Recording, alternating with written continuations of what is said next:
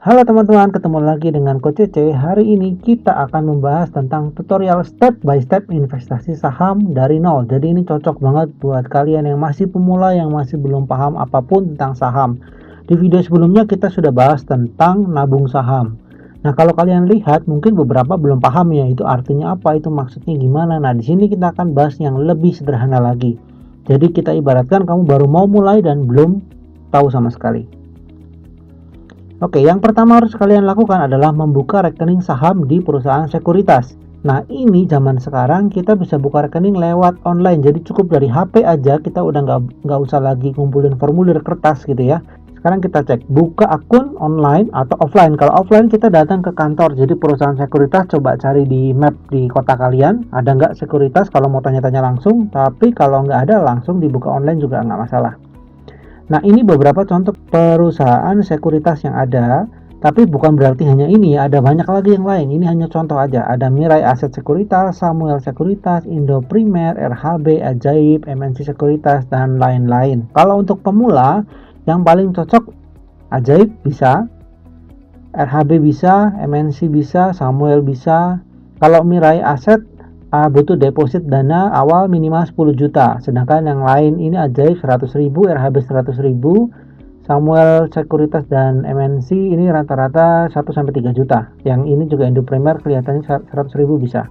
Kita nanti siapkan dana kurang lebih tadi misalnya 100.000 untuk kita transfer ke namanya rekening dana nasabah yang akan dibuat atas nama kita sendiri. Biasanya sih BCA rekeningnya. Jadi nanti kita bikin akun, tapi bukan bikin akun ke bank kita gitu baru, bukan ya.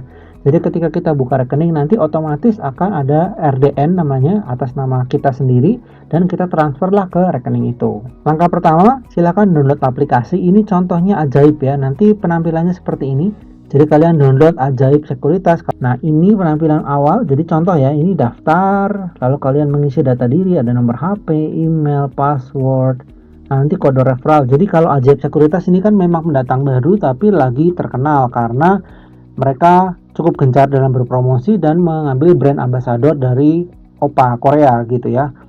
Dan juga ada kode referral di mana kalian bisa membagikan referral ke teman-teman, nanti kalian dapat bonus saham gratis.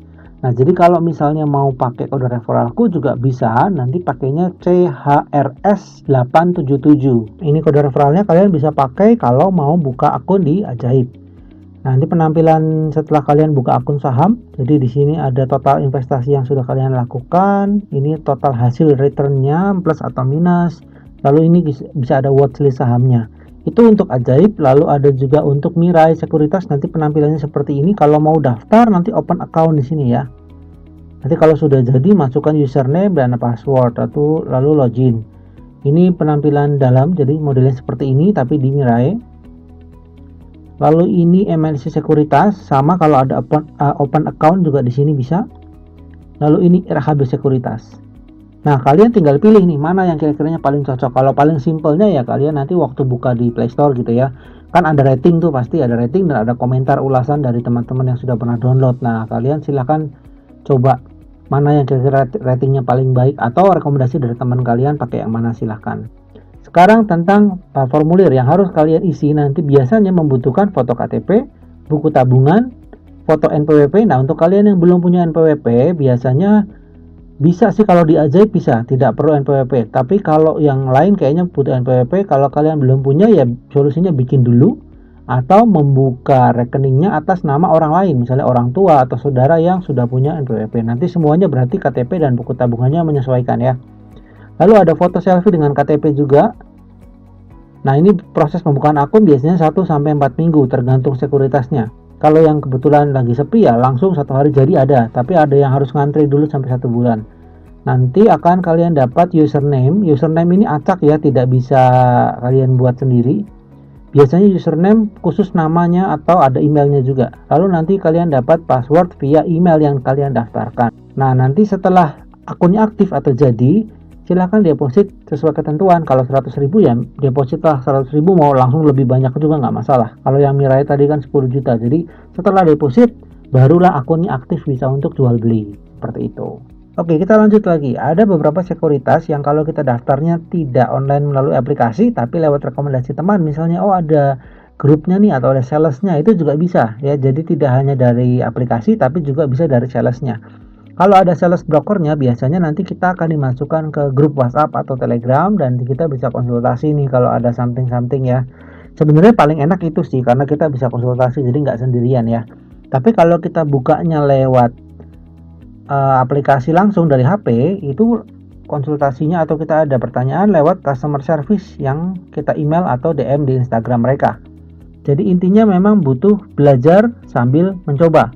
Ya learning by doing, nanti silakan deposit, nyoba dulu beli saham 1 lot dulu, jual, lalu tarik uangnya ke rekening lah begitu. Setelah kalian cukup paham polanya barulah masukkan lebih banyak dana lagi. Jadi semua itu bisa karena biasa ya. Nah, tahap kedua adalah belajar dan memahami istilah-istilah yang ada di pasar saham. Nah, pertama adalah investor lawan trader. Jadi maksudnya begini. Investor biasanya jangka waktunya adalah jangka panjang, sedangkan trader itu jangka pendek. Jadi ini profesi ya, investor trader itu profesi, ini adalah jangka waktunya. Nah, biasanya kalau investor itu dia beli saham, lalu holdnya itu ditahan, jadi nggak dijual, dibiarin aja. Lalu baru dijual kemudian hari kalau sudah sesuai dengan tujuan. Kalau trader biasanya hanya beli langsung nggak berapa lama dijual lagi. Nah, berapa lamanya ini bisa hitungan detik, menit, sampai dengan hari dan minggu. Sedangkan ini bisa hitungan tahun ya holdnya. Nah, kalau investor fokus pada fundamental, sedangkan trader fokus pada teknikal. Nanti saya jelaskan apa itu fundamental, apa itu teknikal. Nah, kalau investor itu cocok untuk pemula karena ilmunya tidak terlalu banyak, karena tadi ya cukup membeli, tahan. Nah, ketika tahan ini kalian sambil belajar. Sedangkan kalau trader itu lebih ke intermediate dan expert. Saranku sih kalau pemula jangan langsung menjadi trader karena kemungkinan ruginya besar kalau kita tidak mengerti. Nah, sedangkan kalau investor selama kita belinya saham yang baik, ketika harga turun pun nanti akan kembali. Kalau trader enggak. Kalau kita beli saham yang baik sekalipun harganya turun dan kita tidak siap, ya pasti merasa rugi atau malah dijual rugi. Jadi investor itu lebih santai dan tenang, sedangkan kalau trader bisa olahraga jantung ya, karena berdasarkan pergerakan harga. Nah, ini konteksnya untuk kalian pemula ya, bukan kalian yang sudah di saham. Pasti mungkin kontra dengan pendapat ini. Jadi setiap kalian beli saham, usahakan memiliki tujuan. Jadi misalnya kalian beli saham A nih, kenapa sih kalian beli dan untuk apa kalian beli? Jadi jangan ikutan teman atau ya pokoknya kayaknya bagus jadi beli aja, nggak tahu buat apa. Nah, itu harusnya ditentukan dulu. Saya mau beli saham ini karena saya mau tabung untuk 5 tahun ke depan, karena saya mau beli rumah misalnya. Itu akan lebih bagus. Nah, jadi investasi atau investing itu punya beberapa strategi atau aliran. Ada value investing, growth investing, income investing. Nanti juga akan belajar ini tapi di video yang lain ya, karena terlalu panjang nanti. Trading sendiri ada swing trader, day trader, dan scalping. Nah, kalau investing biasanya lebih identik dengan passive income karena kita menaruh uang sesekali saja, lalu kita biarkan uang itu bertumbuh kan, kita panen berapa tahun dari sekarang. Artinya kan kita nggak ngapa-ngapain tapi uangnya tumbuh. Sedangkan kalau trading kita harus jual beli secara aktif, jadi masuknya ke active income. Nah, sekarang membeli saham itu sama dengan membeli bisnis. Jadi nama-nama saham sekarang kita pahami dulu ya. Ada 700-an saham perusahaan TBK itu terbuka. Jadi selama nama perusahaannya itu ada tanda TBK berarti sudah bisa dibeli sahamnya. Terdiri dari 4 huruf. Ini contoh. Ada BBCA, BBRI, UNVR, ICBP, MYOR, CTRA. Ini kepanjangan dari Bank BCA. Jadi BBCA itu B tambahan B ya. Lalu Bank BRI ini Unilever. Ini ICBP itu Indofood yang produsen Indomie. Lalu ini ada Mayora dan ini Ciputra. Nah, cukup familiar sebenarnya ya, hanya mereka disingkat hanya dalam 4 huruf aja. Di Bursa Saham Indonesia ada 11 sektor. Sektornya ini ada sektor energi, basic industri, industrian, lalu ada consumer primer, consumer non primer, kesehatan, keuangan, properti, teknologi, infrastruktur, dan transportasi. Dulu waktu saya pertama kali belajar saham, saya sampai mendaftar nih saham ini, sektornya ini, saham ini, sektornya ini, biar mengerti ya. Karena nanti kalau kalian sudah belajar beberapa tahun di saham, perlu pemahaman tentang ini. Kira-kira tahun ini nih sektor apa nih yang akan naik daun, sektor apa yang akan jelek gitu. Contoh ya, seperti 2020 dan 2021 ini kan COVID sedang merajalela. Artinya orang nggak boleh ke mall kan.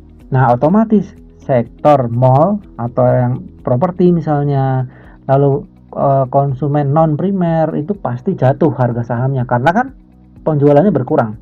Sedangkan sektor kesehatan akan naik pesat karena rumah sakit laris kan. Nah, itu contoh aja ya. Nanti tahun-tahun berikutnya kita juga harus menganalisis hal seperti ini. Nah, lalu istilah saham yang lain ada bull dan bear. Bull itu kan banteng ya, bear itu beruang. Jadi maksudnya kalau bull itu harga sahamnya naik terus alias hijau warnanya bullish istilahnya. Kalau bear itu merah atau turun terus istilahnya bearish. Lalu ada istilah lain, buy, beli, sell, jual, hold, tahan, nggak beli, nggak jual. Nah, fundamental adalah kualitas perusahaan berdasarkan laporan keuangan. Jadi kita menganalisis sebuah perusahaan, ini bagus apa enggak, manajemennya gimana gitu ya. Sedangkan teknikal hanya melihat grafik pergerakan harga aja. Nah, dividen adalah pembagian keuntungan perusahaan yang akan kita dapatkan dengan membeli saham perusahaannya. RUPS adalah rapat umum pemegang saham. Jadi kalau kita beli saham misalnya BCA, lalu mereka akan mengadakan RUPS, kita boleh datang biarpun hanya beli satu lot, tapi mungkin duduknya paling belakang ya nanti. Nah, lalu ada ARA, auto reject atas. Ini bukan nama, tapi artinya kenaikan maksimal saham dalam satu hari. Rata-rata 25%, sedangkan ARB ada kebalikannya, auto reject bawah, penurunan maksimal. Kalau saat ini 7%, kalau waktu sebelum COVID itu 25% ya. Jadi saham itu high risk, high return. Kalian beli 1 juta, hari yang sama bisa naik 25%, bisa juga turun 25%. Nah, itu makanya harus belajar dulu. Lot adalah satuan pembelian saham 100 lembar. Jadi satu kali kalian beli itu minimal belinya 100 lembar. Cuma satuannya lot, kita nggak usah mikirin lembarnya ya. TP adalah target profit alias target jual. Kalau kita beli saham di harga 1000, kita kira-kira mau jual kalau udah harganya jadi berapa? Misalnya jadi 2000, itu namanya TP. Cut loss ini biasanya buat trader ya. Jadi kalau misalnya harganya 1000 nih, dia turun jadi 900. Kalau kita nggak mau tambah rugi atau malah takut, ya udah cut loss aja, jual rugi aja. Lalu IHSG adalah indeks harga saham gabungan, sementara floating profit atau loss adalah keuntungan atau kerugian berdasarkan persentase. Sedangkan ini unrealized profit atau loss adalah keuntungan kerugian secara semu. Nah, kenapa semu? Karena itu selama belum kita jual, artinya keuntungan atau kerugian itu belum terrealisasi. Nah, kita ambil contoh nih, contoh kasus ya. Kita beli saham Bank BRI, harganya hari ini adalah 4.700. Karena tadi satu lot adalah 100 lembar saham, jadi modal yang kita butuhkan untuk membeli satu lot BRI dengan harga 4.700 butuh dana 470.000. Asalnya dari 4.700 kali 100 lembar. Jadi modal sekali beli saham ya. Nah, contoh lain misalnya saham BCA harganya hari ini 38.000, maka butuh modalnya 3,8 juta. Nah, itu tadi. Nah, kita ambil contoh kasus lagi. 1 Maret kita beli BBRI 1 lot, harganya 4.700 ya. Jadi modalnya 470.000 kan. 10 Maret BRI-nya ini naik harganya jadi 5.000. Tadi belinya di 4.700 terus jadi 5.000 ya. Artinya uang kita tuh naik 6,3%. Dari 470.000 menjadi 500.000. Ini 5.000 jadi 500.000 ya. Naik 30.000. Terus tanggal 20 Maret kok ternyata dia si BRI itu turun ke 4.000. Artinya apa? Jadi minus 14,8% atau minus 70.000 dari mana? Dari sini. Ini kan modal awal kita kan. 470.000 turun ke 4.000 berarti 400.000 ya. Minus 70.000 alias 14,8%. Nah, kalau misalnya beli rutin gimana? Kita nggak jual-jual tapi cuma beli-beli doang. Ya nanti harganya akan rata-rata dengan sendirinya, namanya average price. 1 Maret kita beli BRI 1 lot 4.700. Lalu 10 Maret kita beli lagi 5 lot 4.500 harganya. 15 Maret kita beli lagi 3 lot harganya 5.000 nih. Terus 30 Maret harga BRI-nya sekarang kita nggak beli kan, berarti kita punya total 9 lot ya. 9 lot harganya 4.500 sekarang. Artinya jadi begini. 470.000 ini dalam rupiah ya. Ditambah 5 lot kali 4.500, ini 450.000. Ditambah 3 lot kali 500.000 dibagi 9. 9 adalah jumlah lot yang kita punya. Nah, ini kita mau menghitung harga rata-rata yang kita punya. Artinya harga rata-rata kita menjadi 4.688. Nih, kita kan beli di 4.700, 4.500, 5.000. Akhirnya terrata-rata dengan jumlah total 9 lot. Modal kita untuk membeli 9 lot 4.219.000. Karena harga BRI sekarang adalah 4.500, jadi kita posisi sekarang ini lagi minus 4%. Jadi uang kita yang harusnya segini, nanti di akun kalian akan tertulisnya segini, alias minus 169.000. Ya karena posisi rata-rata kita lebih tinggi daripada harga saat ini. Nanti kalau harga saat ini lebih tinggi dari harga rata-rata kita, ya otomatis akan hijau dan plus persennya bertambah. Nah, teman-teman juga harus perlu tahu nanti di sekuritas itu ada namanya fee jual dan fee beli. Kalau fee jual itu 0,25%, ini biasanya ya tiap sekuritas bisa beda-beda. Fee beli 0,15%. Ini tidak mempengaruhi harga yang ada di sini, tapi ke uang cash kita. Nah, kalian prakteklah nanti akan mengerti maksudnya. Mungkin kalau hanya penjelasan teori gini akan bingung ya. Jadi memang harus praktek. Langkah ketiga adalah praktek, belajar, dan mudah-mudahan kita akan sukses. Nah, belajarlah dari pengalaman dan juga kesalahan kita. Jadi kita nanti investasi, belajar sekian tahun pasti akan melakukan kesalahan, tidak mungkin perfect. Jadi kalau saranku tadi, investor, kita jadilah investor agar bisa santai dalam jangka panjang. Nah, kita ambil contoh begini. Ini adalah grafik IHSG alias harga saham gabungan ya, dari tahun 2017 sampai 2021. Kalau misalnya kita beli ini 2017, kita tahan sampai 2018, kira-kira kan uang kita akan bertambah ya, karena naik grafiknya.